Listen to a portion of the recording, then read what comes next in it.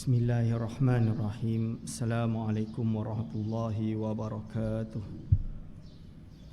Alhamdulillahirabbil alamin. Assalatu wassalamu ala asyrafil anbiya'i wal mursalin wa ala alihi wa ashabihi ajma'in. Wala haula wala quwwata illa billahil aliyil azim. Allahumma la sahla illa ma ja'altahu sahla wa anta taj'alu hazana idza syi'ta sahla. Rabbi shrah li sadri wa yassir li amri wahlul 'uqdatam min lisani yafqahu qawli. Amma ba'du. Kepada yang terhormat Tuan Nazir Masjid Syakirin yang saya hormati dan saya kasihi, kepada segenap asatizah, para alim ulama, para a'immah di masjid yang mulia ini, wabil khusus kepada segenap hadirin wal hadirat hafizakumullah. Alhamdulillah, kita bersyukur kepada Allah Subhanahu wa taala kerana pagi ini dapat bersama-sama menjalankan atau melakukan jamaah solat subuh jamaatan. Selawat dan salam tidak dilupakan dicurahkan kepada baginda besar Nabi Muhammad sallallahu alaihi wasallam dengan syafaat uzma beliaulah kita berharap di akhirat kelak. Hadirin wal hadirat hafizakumullah, kita masuk muka surat 37 tentang pemikiran Jabariyah, yang mana sekarang kita berada di nombor 5. Bismillahirrahmanirrahim. Qala mu'allifur rahimallahu wa nafa'ana bihi wa bi ulumihi amin. Setengah daripada mereka itu beriktikad barang siapa menyucikan dirinya dan heninglah ia daripada cemar hawa nafsu dan pula baginya ada ilmu, maka gugurlah daripadanya ibadat dan amal. Jadi ini adalah pendapat bahagian daripada golongan Jabariyah.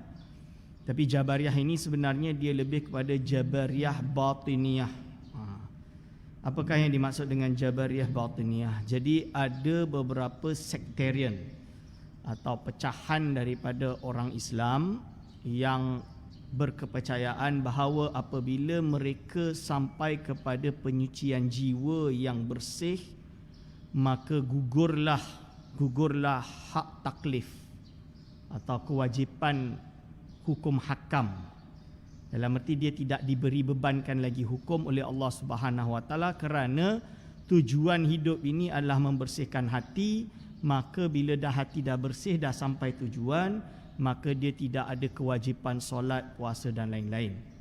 Jadi pemikiran seperti ini adalah batil, sesat, bahkan boleh membawa kepada kekufuran. Sebab apa? Sebab ketika Rasulullah sallallahu alaihi wasallam mendapat wahyu dan menyampaikan syariatnya kepada umatnya, maka ketika itu disyariatkanlah Islam. Inna dina indallahil Islam, iaitu agama di sisi Allah adalah Islam.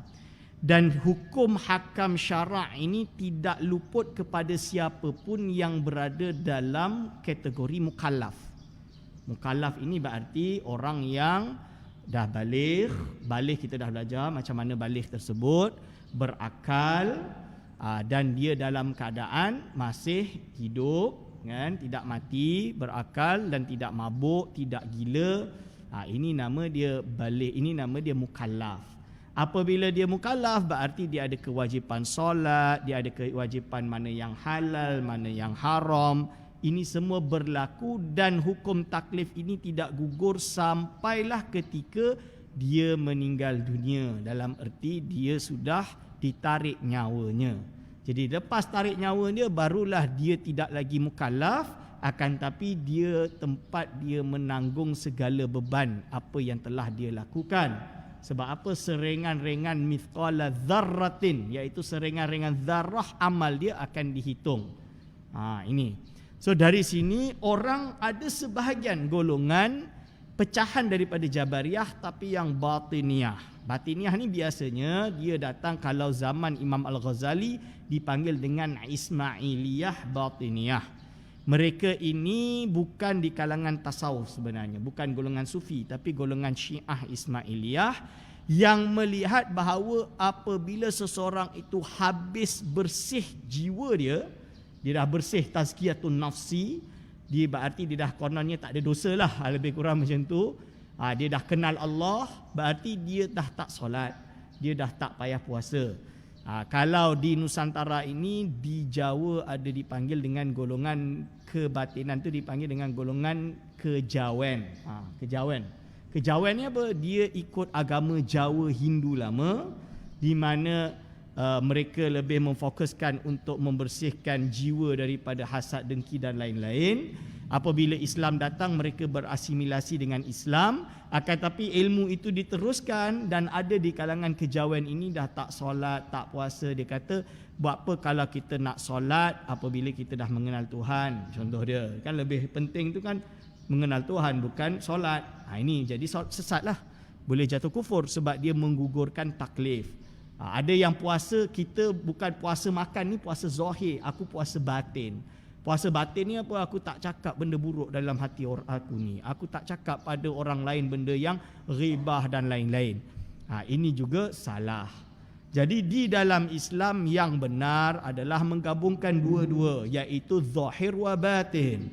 Berarti zahir dan batin ini apa? Inilah cara tasawuf yang sebenar. Solat 5 waktu tak pernah tinggal. Solat sunat semua dia lakukan. Pada waktu yang sama dia berpuasa, dan puasanya puasa batin juga. Bukan hanya zahir tapi batin. Dalam arti dia tak makan, dia tak minum dengan melakukan syariat seperti yang diajarkan oleh Rasulullah SAW, yang diteruskan oleh para ulama, para tabi'in, tabi'in, imam-imam madhab. Tapi pada waktu yang sama dia juga berpuasa batin, iaitu kalau dalam bulan puasa Ramadan ni ghibah, caci maki, melaknat dan lain-lain itu ditutup, disimpan dan tidak meluahkannya, sabar. Ini juga yang dipanggil dengan apa? Puasa batin. So dua-dua diperlukan di dalam ilmu tasawuf. Tapi ada orang yang salah faham, jadi mereka sama aja jati kebatinan tadi yang tak boleh lah. Atau ada pula orang yang terlalu zahir sampai menolak esensi daripada batin. Ini dipanggil dengan orang yang masih awam. Jadi dia hanya melihat zahir, dia tidak melihat sisi batin di dalam ibadah tersebut. Kita tak kata salah, tapi dia masih berada dalam mubtadi'un, atau bahasa Imam Ghazali sebagai awam, puasa orang awam. Kalau puasa orang khas, peringkat kedua, dia jaga maksiat-maksiat tadi. Maksiat yang tidak membatalkan puasa secara zahir, tapi mengurangkan pahala, ghibah, mencakap buruk, marah dan lain-lain. Ini tidak membatalkan puasa secara zahir, akan tetapi dosa ketika berbulan puasa kita melakukan perkara maksiat ini. Lalu ada peringkat ketiga dipanggil dengan puasa khawasil khawas, atau khas lagi khas. Jadi dia lebih special. Ini adalah golongan para wali-walinya. Apabila dalam bulan puasa ini dia dah tak fikir urusan dunia melainkan akhirat sahaja. Jadi dia tak fikir nak makan buka puasa, nak makan yang sedap ke, nak pergi hotel ke, nak pergi apa, dia tak fikir dah. Buka puasa, dia buka puasa dengan tamar, minum air cukup, dia ibadah. Misalnya dia nak sahur, dia makan tamar dengan minum air cukup, dia solat. Dia baca Quran, dia apa, dia dah tak fikir benda lain. Tapi tetap puasa. Ini adalah 3 peringkat dalam berpuasa menurut ahli tasawuf yang sebenar. Jadi nombor 5 ini untuk menjawab golongan Jabariyah yang sejenis kebatinan. Yang salah lah, yang salah. Dan jangan nisbahkan dia pada ilmu tasawuf. Jangan nisbahkan dia pada ilmu tarekat. Ilmu tarekat tidak pernah mengajar seperti itu. Kalau ada mana-mana tarekat yang mengajarkan seperti itu, laporkan. Kita cuba cari, kita tanya guru tarekat itu, apakah itu pendapat dia, ke salah faham ke dia cakap lain, orang lapor lain. Kadang-kadang jadi macam tu. Sebab itu kita jangan mencaci maki orang tarekat. Bila ada orang tarekat je, ni macam ini tak solat Jumaat, ni tak apa, padahal dia buat lain, orang tuduh lain. Lepas tu laporan macam-macam, ambil video buruk-buruk kan. Ni dah tak boleh lah. Padahal bila kita tanya, kita jumpa, kita tabayyun, bahasa Arab kita panggil, kita tanya inkuisisi lah, kita tanya macam mana, ternyata pendapat dia lain. Contoh dia, kalau dia pergi suluk dekat gunung, contoh dia. Dia tak solat Jumaat, nak solat Jumaat. Macam mana dia dekat atas gunung dia seorang? Tidak ada masyarakat. Tak cukup 40 orang. Kalau tak cukup 40 orang, tidak ada Jumaat baginya. Betul? So, apa masalah dia? Boleh ke tak boleh melakukan suluk? Itu dalam kitab-kitab tasawuf banyak. Para ulama memang melakukan khalwah. Dalam bahasa Arab dipanggil al-khalwah, babul khalwah. Boleh ke tak boleh lah bersuluk kepada Allah SWT? Kenapa tak boleh? Rasulullah SAW pergi ke Gua Hira melakukan tahannus. Contoh dia tahannus ketika sebelum datangnya wahyu. Ini bagi contoh. Dan kita kena faham itu pun ada syarat dan rukun dia. Dalam ilmu tasawuf, dalam ilmu tariqah, di mana untuk melakukan suluk dia memerlukan bimbingan mursyid, dia perlu kepada izin, dia perlu ada wirid yang dia kena buat, dan dia juga ketika berada di sana tidak meninggalkan perkara-perkara yang fardu, lebih-lebih lagi perkara sunat dan fardu tak boleh tinggal lah. Kerana itulah waktu dia tahanus. Jadi jangan kita hanya kerana tengok video tertipu dan menuduh orang tasawuf, orang tarikat sebagai kebatinan. Ini kesalahan besar, dan ini yang diingatkan oleh banyak ulama ahli sunnah wal jamaah, bahawa Islam dibina atas 3 perkara: Islam, iman dan ihsan. Akidah yang betul, syariat yang sabit, yang sahihah, dan yang ketiga tasawuf yang suci, yang bersih. Ini adalah 3 asas ahli sunnah wal jamaah. Maka itikad yang demikian itu kufur kerana firman Allah Ta'ala, wa'bud rabbaka hatta ya'tiyakal yaqin. Iaitu bermaksud apa? Beribadahlah atau sembahlah Tuhanmu sehingga datang kepadamu perkara yang tetap atau yakin. Maksud dia kita tak boleh tinggal ibadah. Wa'bud itu kita tak boleh tinggal ibadah. Dalam bahasa Arab, wa'bud itu adalah fi'il amr. Fi'il amr ini kata perintah. Kata kerja menunjuk erti perintah. Kata kerja menunjukkan erti perintah ini berfaedah wajib.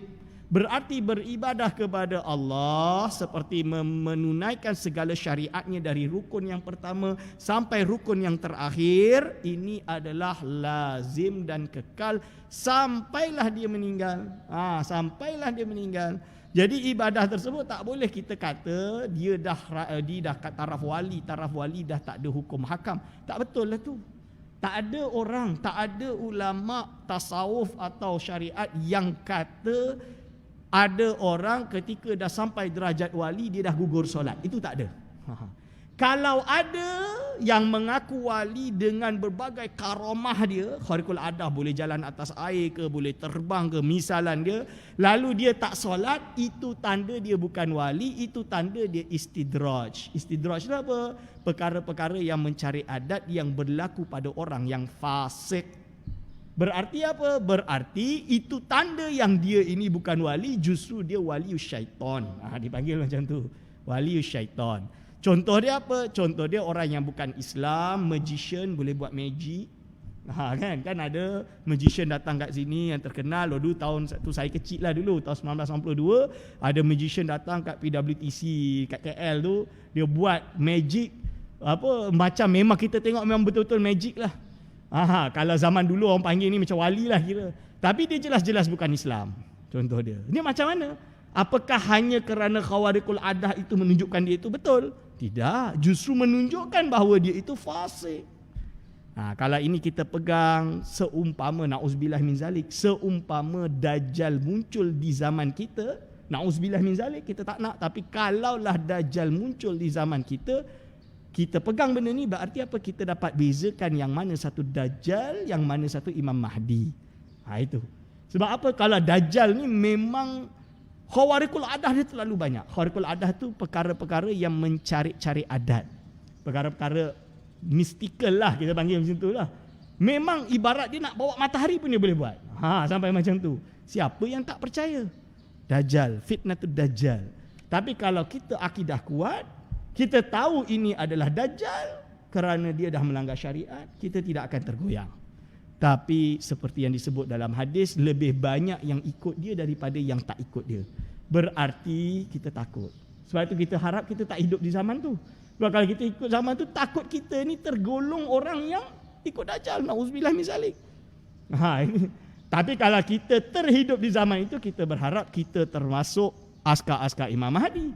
Alal aqal paling tidak. Kerana apa? Kerana Imam Mahdi termasuk orang yang bersama dia dan bersama Nabi Isa AS adalah orang-orang yang terpilih di kalangan awliya dia. Cuma kalau tengok amal kita pada hari ini macam susah kot. So lebih baik kita jauhkan daripada fitnah Dajjal. Itu yang terbaik. Ini yang didoakan oleh ulama, dijauhkan daripada fitnah Dajjal. Okey, nombor 6, bismillahirrahmanirrahim. Setengah daripada mereka itu beriktikad bahawa segala makhluk beroleh pahala dengan mereka sebab berbuat kebajikan dan tiada beroleh siksa bila berbuat kejahatan, dan adalah segala orang kafir dan pelaku maksiat itu ma'zurun, dimaafkan. tiada ditanyai Allah Ta'ala akan mereka itu kerana segala perbuatan atau af'al itu daripada Allah Ta'ala dan hamba itu digagahi pada perbuatannya. Maka etikad yang demikian itu kufur. Na'udzubillah min zalik. Jadi ni apa? Ada etikad golongan Jabariyah kerana dia melihat bahawa segala sesuatu ditakdirkan oleh Allah Subhanahu Wa Ta'ala. Segala sesuatu ditentukan oleh Allah Subhanahu Wa Ta'ala. Maka dia beriktikad kerana Allah mentakdirkan segala sesuatu, wujudnya orang yang kafir, wujudnya orang yang beriman, wujudnya orang yang ada di dunia ini yang baik dan buruk, semuanya datang daripada Allah. Kerana ini ketentuan Allah, maka Allah akan memaafkan semua kerana Allah ini terlalu Rahman, maka dia akan mengampunkan seluruh manusia sama ada iman dan kufur. Dalam arti yang beriman jelas masuk syurga, yang kufur pun akan diampunkan dan masuk ke dalam syurga kerana kemuliaan Rahman Allah SWT. Pendapat ini batil. Kerana apa? Jelas, ya memang lau syaa rabbuka la amana. Kalaulah Tuhan engkau berkehendaki, nescaya dia buat semuanya beriman. Betul. Allah SWT yang menentukan iman dan kufur. Tapi Allah Subhanahu Wa Ta'ala juga berfirman, wal aqibatu lil muttaqin, hanya orang-orang yang muttaqin, yang bertakwa yang mendapatkan syurga. Allah juga berfirman bagaimana orang-orang yang tidak beriman berada di dalam api neraka, khalidina fiha. Mereka sentiasa kekal di dalam api neraka. Dan Allah menghendaki untuk memasukkan orang yang kufur dalam api neraka. Bagaimana Allah beriradah untuk mewujudkan baik dan buruk, tapi Allah tak redha dengan kekufuran. Ini kena faham perbezaan antara iradah dengan ridha. Jadi Allah memang iradah, berkehendak untuk wujudnya orang yang beriman dan orang yang tidak beriman. Tapi Allah tidak redha dengan orang beriman. Kenapa? Kerana dia berkehendaki seperti itu. Dia adalah Tuhan, dia berhak melakukan apa yang dia nak. Kita sebagai hamba, kita tak tahu nasib kita. Maka kita cuba berharap menjadi orang yang soleh supaya tergolong di kalangan orang yang beriman. Tapi kerana ada golongan yang seperti ini, Jabariyah yang seperti ini, maka dia kata bahawa apapun itu iman dan kufur semuanya Allah akan ampunkan, sehingga kan iblis pun akan diampunkan dan akan dimasukkan dalam syurga. Ini tidak betul. Kerana apa? Kerana nas telah berfirman, Allah SWT telah berfirman bahawa yang iman akan kekal dalam syurga, yang kufur akan kekal di dalam api neraka. Orang yang berbuat maksiat tapi masih ada iman, dia mungkin akan masuk ke dalam api neraka lalu masuk syurga. Mungkin diampunkan dan dia masuk terus dalam syurga. Mungkin dia akan lebih lama dalam api neraka, waktu yang sangat lama. Lepas tu akhirnya tetap akan kembali ke dalam syurga. Walau mithqala dzarratin minal iman. Walaupun seringan biji zarah daripada iman, dia tidak boleh dikafirkan dan dia akan masuk ke dalam syurga. Ini yang disebut di dalam akidah Ahlussunnah wal Jamaah. Golongan yang nombor 6 ini pernah mati dulu. Jadi dipanggil dengan golongan pluralisme dan lain-lain. Akan tetapi hari ini muncul lagi golongan seperti ini yang dipanggil dengan golongan perennial ataupun dipanggil dengan golongan transcendence of religion or something like that. Ini transcendence of religion, yang mana mereka ini gerakan yang muncul dari Amerika. Dari Amerika yang digagaskan oleh beberapa pemikir, termasuk daripadanya Syed Hussein Nasr, yang dia membawa suatu idea bahawa semuanya akan kembali ke dalam syurga. Basically macam tu. Semuanya tak kisah baik dan buruk, at last it will enter paradise. Ini adalah perkara yang batil dan tidak dapat diterima. Kerana apa? Kerana al-iman haq wal kufru batil. Ini jelas. So kita di dalam Ahlussunnah wal Jamaah dalam bab ini kita menolak. Dan saya punya one of our great teachers iaitu Profesor Naqib Alatas, dia dah uraikan isu golongan transcendence of religion ini, di mana kebatilan pemikiran mereka, dan juga orang yang datang setelah dia menunjukkan di mana kebatilan idea yang dibawa oleh golongan-golongan hippie inilah, golongan hippies ni. Golongan yang suka bahagia, tak ada masalah, semua baik, semua masuk syurga, semua apa. Sebab itu kita tegas dalam bab ini. Okey, yang ketujuh tuan-tuan dan puan-puan, setengah daripada mereka itu beriktikad bahawa Allah Ta'ala tiada menyiksa akan hamba-Nya kerana jika diseksanya nescaya dia zalim. Maka iktikad yang demikian itu juga kufur. Ini seperti golongan Mu'tazilah juga. Neo Mu'tazili. Dari segi apa? Dia kata kalau Allah menyiksa hamba Allah atas perbuatan itu Allah yang takdirkan sendiri, ini zalim. Kerana dia menilai kalau orang itu soleh, dia tak boleh diseksa. Tapi yang ini dia lebih, Jabariyah yang ini dia lebih lagi, lebih terbatas daripada Mu'tazilah. Dia kata apa? Dia kata orang tersebut kan diciptakan oleh Allah. Setiap manusia ini diciptakan oleh Allah. Mana adil Allah untuk mengseksa orang yang dicipta sendiri oleh Allah? Bagi dia orang macam tu. Dan ini adalah salah. Sebab apa? Allah Subhanahu Wa Taala kalau dia nak, idza arada syai'an ayakula lahu kun fayakun, kalau dia nak dia buat. Dia ibarat dia yang selalu saya bagi contoh, ibarat artis. Artis melukis gambar, dia puas hati, dia tak puas hati. Kalau dia tak puas hati, dia keronyok-keronyok buang tong sampah. Adil ke tak adil? Adil. Kenapa tak adil? Kertas-kertas dia, lukisan-lukisan dia, pen-pen dia nak lukis, dia punya pasal lah. Begitu jugalah dengan makhluk Allah. Segala makhluk yang ada ini semuanya ciptaan Allah Subhanahu Wa Taala. Kalau Allah nak seksa, Allah seksa. Kalau Allah nak ampunkan, Allah ampunkan. Cuma nanti ada yang bertanya, Ustaz, kalau macam tu, seumpama Allah nak maafkan Abu Lahab, kan dalam surah Tabbat yada Abi Lahab wa tab, dah jelas dah Abu Lahab akan masuk neraka. Jelas dalam Al-Quran itu qat'i, dah tak boleh nak takwil lah. Dia jelas masuk api neraka. Tapi kalau Allah nak ampunkan dia, boleh ke tak boleh? Jawapan ulama dia macam ni. Secara hukum akal memang harus bagi Allah untuk ampunkan dia. Secara rasionalnya, secara logik dia, secara hukum akal dipanggil dalam ilmu kalam. Akan tetapi syarak dah sampai. Dan syarak dah kata yang Abu Lahab tidak akan diampunkan. Berarti mustahil syar'an. Dia kata macam tu. Kerana Allah dah kata innallaha la yukhliful mi'ad. Allah SWT tidak melanggar janji dia. Kerana Allah tidak melanggar janjinya dan sampai pada syarat kepada kita bahawa Abu Lahab tidak akan masuk ke dalam syurga, dalam arti dia akan kekal dalam api neraka, nescaya dia kekal lah dekat api neraka. Dia macam tu. Jadi ini dikatakan ulama, disyarahkan oleh ulama. Dan telah dibahas perkara ni dah lama. Tapi hari ini masih banyak yang tak faham. Kerana apa? Kerana kekurangan pengajian akidah yang mendalam dalam isu-isu yang penting seperti ini. Dan mudah tergoda dengan apa? Dengan WhatsApp, simple logik yang simple, cakap sedap, terus ikut. Tak ada berlandaskan teks kitab dari awal sampai akhir. Tidak mengaji kitab dari kulit ke kulit, potong sana potong sini, diajarkan oleh orang yang tak ada kemampuan untuk mengajar ilmu yang setaraf kitab-kitab turaf. Ini masalah paling besar. Dan yang paling bahaya, orang yang suka buat video, cakap lalu konon macam alim, orang awam tertipu. Ini paling susah kita.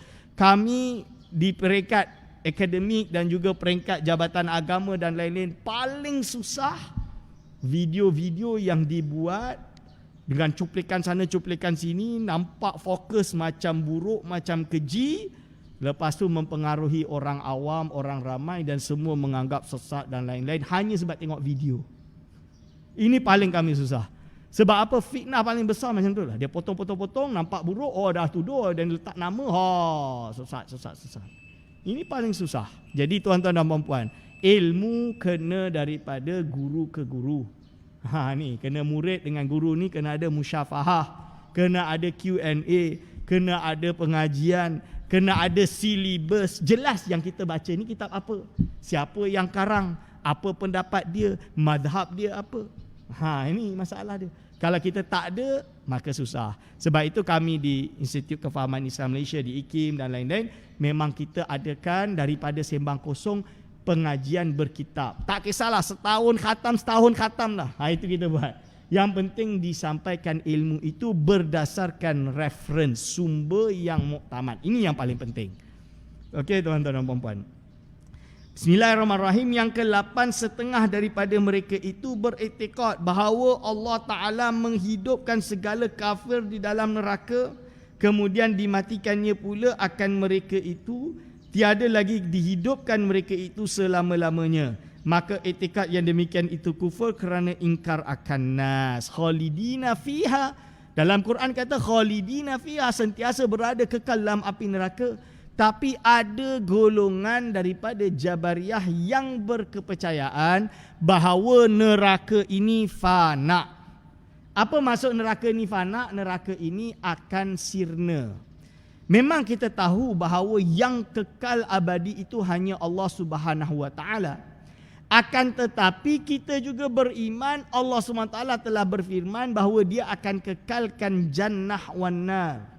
Maksudnya apa? Neraka dan syurga ini makhluk Allah. Allah yang ciptakan. Tapi Allah takdirkan syurga dan neraka itu kekal. Nah, itu tuan-tuan dan puan-puan. Jadi Allah yang mentakdirkan syurga dan neraka itu kekal. Dan segala isinya. Maksud segala isinya termasuk ahlinya. Berarti kalau orang jadi ahli syurga, dia kekal dalam syurga. Orang yang menjadi ahli neraka, yang dalam erti akan kekal dalam api neraka, seperti golongan yang tidak beriman, maka dia akan kekal di dalam api neraka. Dan tidak ada yang berpendapat bahawa neraka ini akan sirna, kecuali golongan-golongan sesat. Termasuk golongan sesat adalah orang yang mengatakan, termasuk golongan Jabariyah ini, yang mengatakan neraka ini tidak kekal. Kerana apa? Lepas tu bila sampai satu waktu, Allah akan hancurkan neraka ni. Dah arti apa? Dia dah tak ada, tak hidup, tak rasa apa-apalah. Sebab makhluk itu akan dihancurkan. Dan ini melanggar nas. Kerana nas kata jelas syurga dan neraka itu kekal. Ada beberapa ulama yang berpendapat seperti itu, ulama besar. Tapi of course dilawan oleh banyak ulama. Contohnya Al-Imam Ibn Taymiyah rahimahullah. Kita masih hormat dia kerana dia orang yang alim dari mazhab Hambali. Cuma dia agak terpesong dalam bab ini, sehingga kan dia karang kitab. Ada satu pendapat dia, fatwa dia tentang neraka akan fana, neraka akan sirna. Dan dalam hal ini dijawab oleh banyak ulama, termasuk Imam Subki. Imam Subki ni, kalau saya nak sebut Imam Subki ni, dia ini yang mengarang kitab Jam'ul Jawami', kitab usul fiqh 2 jilid tebal ni, yang kami kalau di pondok wajib ngajilah. Saya di pondok dulu memang ngaji awal sampai akhir lah dengan ustaz saya tu, wajib. Tak boleh tinggal satu huruf pun. Itu ngaji dengan dia. Sebab kitab dia paling susah. Dan Jamul Jawami', dia ada kitab, banyak kitab-kitab hadis, kitab akidah, kitab fiqah. Dia ada kitab At-Tabaqat Syafi'iyah Kubra. Tebal ni, 9 jilid ni. Saya adalah kitab tu. Menceritakan semua sejarah ulama' dari awal sampai akhir yang bermazhab Syafi'i. Secara detail tuan-tuan dan puan-puan, Imam Subki. Muhadis terkenal dan dia qadi, dia itu seorang hakim di zaman Ibn Taymiyah.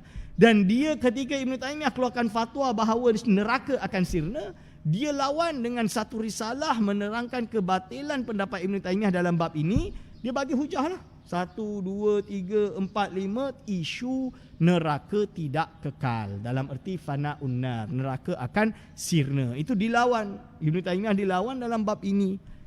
Contoh dia. Sebab itu kita di kalangan ahli sunnah wal jamaah, kita menghormati tokoh Ibn Taymiyah ni, tapi kita tak ambil lah ilmu dari dia. Pertama, dari segi akidah banyak dia terpesong. Dari segi fiqah dia bukan mazhab Syafi'i, kenapa kita nak ambil pendapat dia? Dari segi tasawuf dia jelas-jelas dalam banyak isu dia membedaahkan amalan tasawuf, dan dia memilih untuk melawan tasawuf. Walaupun di satu sisi ada yang berpendapat dia juga seorang ahli sufi, so lebih baik kita menjauh daripada dia, tapi bukan berarti kita mengkafirkan dia. Tidak. Sebab apa? Nak tak nak dia adalah juga ahli kiblat. So kita menjauhlah dia. Contoh isu yang dibangkitkan adalah isu neraka ini tidak kekal. Ini contoh dia tuan-tuan. Okey, lalu dia sebut lagi nombor 9, setengah daripada mereka itu beriktikad bahawa Allah Ta'ala telah menjadikan segala sesuatu dan tatkala ia selesai daripada menjadikannya, ia beristirahat, maka tiap-tiap suatu itu zahir pada waktunya, tiada daripada Allah Ta'ala. Maka itikad yang demikian itu kufur. Berarti apa? Dia nak kata berdasarkan nas yang menunjukkan Allah SWT menciptakan langit dan bumi, lepas tu Allah SWT konon berehat, dalam erti dah tak urus, dah tak mentadbir alam ini. Itu tak betul. Kerana apa? Kerana Allah Subhanahu Wa Taala ada sifat ilmu dan ilmu dia qadim. Ilmu itu apa? Allah SWT maha mengetahui segala sesuatu terdahulu, yang sekarang dan yang akan datang selama-lamanya secara umum dan terperinci. Lalu sifat ilmu tadi Allah Subhanahu Wa Taala berkehendak, ada iradah, sifat iradah sejak azali qadiman, berkehendak sesuai dengan ilmunya yang qadim, secara sedia ada, bukan dari tak nak lalu nak, tapi memang sentiasa dari dulu dan kekal abadi nak, sesuai dengan ilmunya yang qadim. Dan dia ada sifat kudrah, iaitu dia dengan kudrah ini mudah bagi dia untuk menciptakan atau menghapuskan dan menjalankan segala sesuatu yang ada di alam ini daripada dulu, sekarang dan yang akan datang, dan selama-lamanya Allah Subhanahu Wa Taala berkuasa. Yang mana kuasanya ini, sifat berkuasa Allah SWT ini bertakluk dengan apa? Dengan perkara mumkinat. Mumkinat ini perkara yang akal kata boleh wujud dan boleh tak wujud. Maka apa yang berlaku pada alam ini semuanya tidak luput daripada sifat ilmu, iradah dan kudrah Allah Subhanahu Wa Taala. Apabila kita lihat tak ada anak, tiba-tiba dapat anak, ini nama dia termasuk daripada pekerjaan Allah SWT. Kita panggil af'alillah Subhanahu Wa Taala. Dari orang miskin tiba-tiba kaya, ini nama dia dari af'al Allah SWT. Daripada orang kaya lalu miskin, ini daripada af'al Allah SWT. Semuanya adalah merupakan perbuatan Allah Subhanahu Wa Taala, Allah yang jadikan. Ini. Jadi Allah SWT mentadbir. Orang yang kata tidak, berarti apa? Allah SWT dah istirahat lalu dah tak apa, dah tak urus dah. Yang contoh dia, itu adalah batil. Kerana apa? Kerana dia tidak faham bahawa Allah Subhanahu Wa Taala adalah zat yang qadim dan segala sifatnya juga sifat yang qadimah, yang sedia ada dan kekal abadi sampai bila-bila. Yang ke-10, tuan-tuan dan puan-puan, setengah daripada mereka itu beriktikad bahawa tiap-tiap orang yang terlintas di dalam hatinya perkara kebajikan atau kejahatan, harus kita mengerjakannya, kerana yang demikian itu daripada suruhan Allah Ta'ala. Maka itikad yang demikian itu kufur, kerana diisbatkan akan wahyu dan suruhan Allah Ta'ala dengan hati, dan diharuskannya Allah Ta'ala menyuruh dengan berbuat kejahatan. Jadi ini dia panjang sikit keterangan dia. Pertama, ini adalah sebahagian daripada golongan batiniah juga yang terjerumus dalam Jabariyah, yang mana dia itikad kerana semuanya datang daripada Allah SWT, maka apa yang ada di dalam kalam hatiku ini adalah datang daripada Allah. So kalau kalam aku, hati aku ni suruh buat maksiat pun aku buatlah kerana ini Allah yang perintah. Dia takwil macam tu. Ini salah lah, jelas batil. Padahal laha ma kasabat wa alaiha maktasabat. Kan, mereka mukallaf ini telah diberikan kasab. Allah anugerahkan dia kasab, ya dengan kasab itu dia berusaha yang baik ataupun dia berusaha yang buruk. Kalau dia buat buruk, dia dapat dosa atas usaha buruknya. Kalau dia buat baik, dia dapat pahala atas perbuatan baik dia.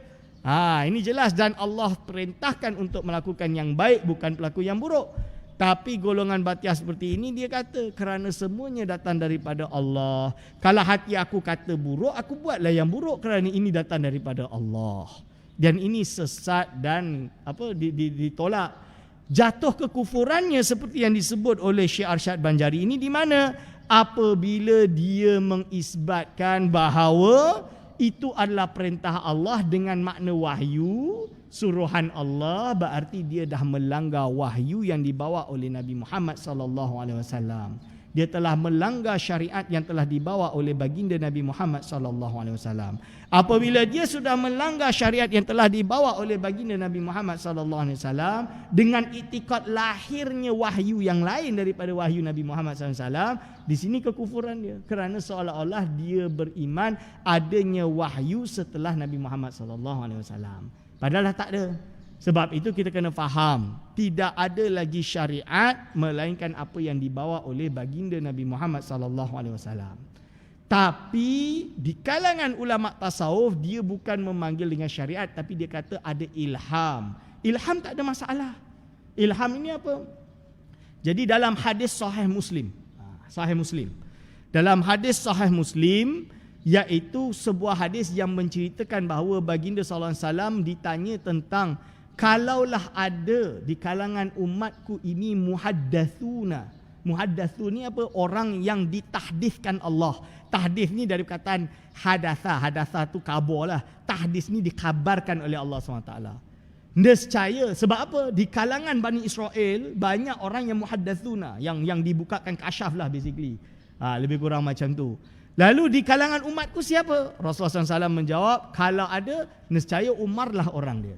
Fa'umaru, maka Umar lah orang yang muhaddatsuna. Lalu ulama, dalam Sahih Muslim ini, hadis sahih. Maka apa ulama-ulama mensyarahkan apakah maksud muhaddatsuna? Disyarahkan oleh Imam Ibn Hajar Al-Asqalani. Bahkan Ibn Taymiyah sendiri pun mensyarahkan. Dia kata yang dimaksud al-muhaddatsuna ay mulhamuna. Mulhamu ni orang yang diberi ilham. Dari sinilah Imam Ghazali dia mengarang kitab, nama dia apa? Risalah Laduniyah. Ar-Risalatu Al-Laduniyah. Dia kata kalau wahyu, manusia ni ada dua jenis. Satu yang mendapatkan revelation, dapat wahyu. Mereka dipanggil Nabi. Mereka dipanggil Nabi. Dan dalam kes ini Nabi dah tak ada sampai Nabi Muhammad SAW. Khalas. Tapi ada golongan kedua, mereka mendapat ilham. Ilham ini apa? Ilham ini yang dipanggil dengan ilmu laduni. Ilmu laduni ini ada, walaupun setelah baginda SAW masih ada. Contoh dia kisah hadis tersebutlah. Kalau contoh lain di zaman Nabi Musa dipanggil dengan apa? Bil ladun kan? Siapa tu? Nabi Khidir alaihissalam. Yang mana Nabi Khidir alaihissalam dikatakan mendapatkan ilham. Termasuk orang-orang yang mendapatkan ilmu laduni. Ini disyarahkan oleh Imam Ghazali. Contoh ulama-ulama yang mendapatkan ilham banyak. Contoh dia, saya nak mengarang, saya nak tulis kitab. Duk fikir-fikir apa hukum dia tak tahulah. Saya berdoa, ya Allah, istikharah, ya Allah, solat hajat, solat istikharah. Hukum ni apa hukum sebenarnya ni? Ada satu isu. Cari dalam kitab tak jumpa. Contoh dia. Saya tidur. Tiba-tiba dapat idea waktu tidur tu, contoh dia lah kan. Mana tahu dapat idea, betul lah dalam kitab ni mungkin ada lah. Buka, ada dalam kitab ni, contoh dia. Ini ilham ke tak ilham? Ini ilham, tapi bukan wahyu. So kalau dia ada sumber daripada wahyu, maka dia jadi hukum lah. Contoh dia apa? Dalam kitab tu disebut qala hadza, hadis dia ini, hadis ini. Kita dapat ilham dan kita memahami hadis tersebut dan kita keluarkan suatu hukum fiqh, itu tak ada masalah. Contoh dia, contoh paling mudah, selawat kita duk baca tahlil. Allahumma salli ala as'adim makhluqatika sayyidina Muhammad wa ala alihi wa sahbihi wa sallim adada ma'lumatika wa midada kalimatika kullama dzakaraka dzakiruna wa ghafala an zikrikal ghafilun.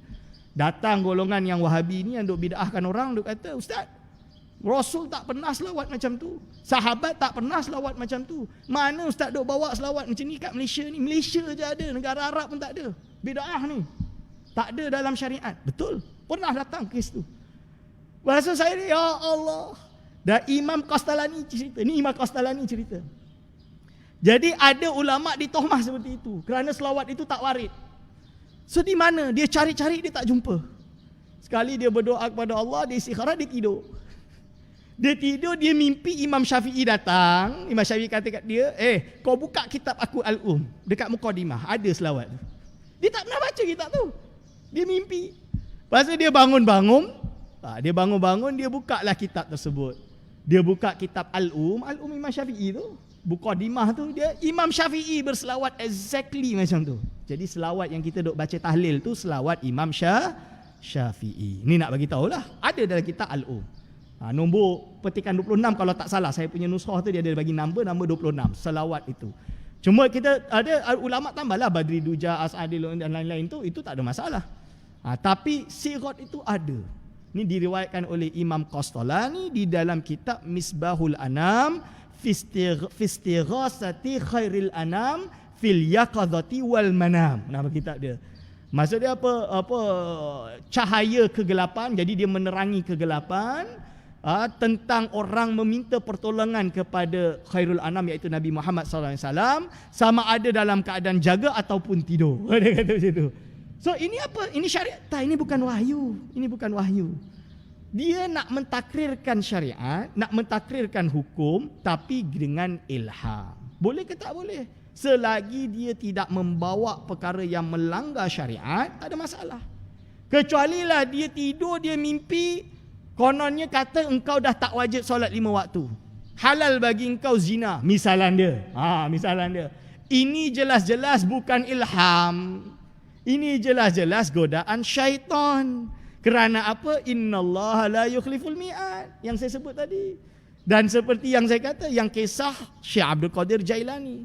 Dia berwirid dan alim sampai suatu saat datang satu cahaya. Cahaya ni datang kat dia, dia kata, ya Abdul Qadir Jailani, wahai Syekh Abdul Qadir Jailani, engkau sudah menjadi wali yang tertinggi. Maka aku Tuhanmu, aku halalkan segala yang haram bagimu. Aku gugurkan segala kewajipan bagimu. Jadi solat dah tak payah, puasa dah tak payah. Macam itulah. Apa jawab Syekh Abdul Qadir Jailani? Ikhsya ya la'in, berambus engkau wahai yang terlaknat. Sebab tak mungkin kalau cahaya tersebut cahaya ke tak cahaya ke, kan? Orang boleh terbang ke tak boleh terbang ke, kalau dah nak menghalalkan yang haram, nak menggugurkan yang wajib, itu jelas bukan daripada Allah SWT. Ini jelas bukan ilham, ini jelas bukan wahyu, ini jelas godaan syaitan. Maka dia pun lawan dan dia usir iblis tersebut. Ikhsya ya la'in, berambuslah wahai yang terlaknat. Nah, ini contoh dia tuan-tuan. Berarti kita jangan terlalu bila dengar je cerita dalam kitab-kitab tentang mimpi je, oh ini batil, tak boleh cerita, tutup, hapuskan. Tak betul. Ulama sedang membahas tentang ilham. Boleh ke tak boleh? Imam Ghazali karang kitab nama dia iaitu Ar-Risalah Al-Laduniyah. Boleh baca, dia explain benda tu. So dalam bab benda-benda macam ni, ibaratlah ibrah, kita panggil ibrah. Bukan hukum. Kita tak kata ni hukum hakam, fiqah, tak. Ibrah. Contoh dia, saya nak jawab macam jawab hukum kan. Kadang-kadang saya ada tugas daripada Jabatan Mufti, contoh dia. Ada satu isu, tolong Dr. Aiman carikan hukum ini, contoh dia. Baca tak jumpa. Kita solatlah istikharah, ya Allah SWT, bagilah aku petunjuk untuk jawab isu ni. Kadang-kadang bukan dalam tidur, kadang lepas istikharah duduk-duduk buka, kita tak jumpa. Alhamdulillah, ilham, betul. Itu terjadi. Sebab apa? Tak semua ada dalam Google, tuan-tuan. Kalau boleh semua cari dalam Google, senanglah. Tapi banyak benda hukum hakam kita terpaksa merujuk. Merujuk ke mana? Merujuk kitab. Contoh paling mudah, ini saya sebut sikit. Sebut sikit je, maaf lah. Sahibu Samaha Mufti Wilayah Persekutuan dihina macam-macam di Facebook. Sebab apa? Dia kata haram merentas negeri. Saya bagi tahu kat Sahibu Samaha Mufti, itu ada sandaran dia apa yang dia cakap tu. Dalam mazhab Syafi'i, dalam kitab Bughiyatul Mustarsyidin, hukum pemerintah mewajibkan sesuatu, melarang sesuatu kalau dia perkara yang wajib solat jamaah misalnya dia, hukum dia wajib, akad lebih kukuh, wajib taat. Kalau hukum dia mubah dan makruh tapi ada maslahat, dalam Bughiyatul Mustarsyidin wajib mentaati dia zahir dan batin. Zahir dan batin. Zahir itu apa? Kena buat. Batin, kalau dia langgar, dia berdosa. Dalam kitab Bughiyatul Mustarsyidin, ya'thamu. Perkara yang mubah dan makruh. Kalau perkara yang haram, contoh dia, menurut Imam Romli, tidak wajib untuk mentaati pemerintah kerana tidak ada taat dalam urusan maksiat. Itu dia sebut. Tapi Imam Ibn Hajar kata apa? Kalau dia takut ada maslahat dia bahaya, contoh dia, ada maslahat untuk diri umat ni, maka taat secara zahir tidak batin. Dalam arti dalam hati kita ingkari tersebut. Walaupun secara zahir kita taat. Kerana apa? Takut fitnah terkena pada kita. Ini yang disebut oleh Imam Ibn Hajar Al-Haytami. Dinukil oleh Bughiyatul Mustarsyidin oleh Al-Imam Abdul Rahman Ba'alawi. Dalam kitab tersebut, ini kitab muktabar dalam mazhab Syafi'i. Fatwa muktabar dalam mazhab Syafi'i. So saya syarahkan dekat Sahibu Samaha, saya kata ini ada landasan, betul, tak salah, saya kata.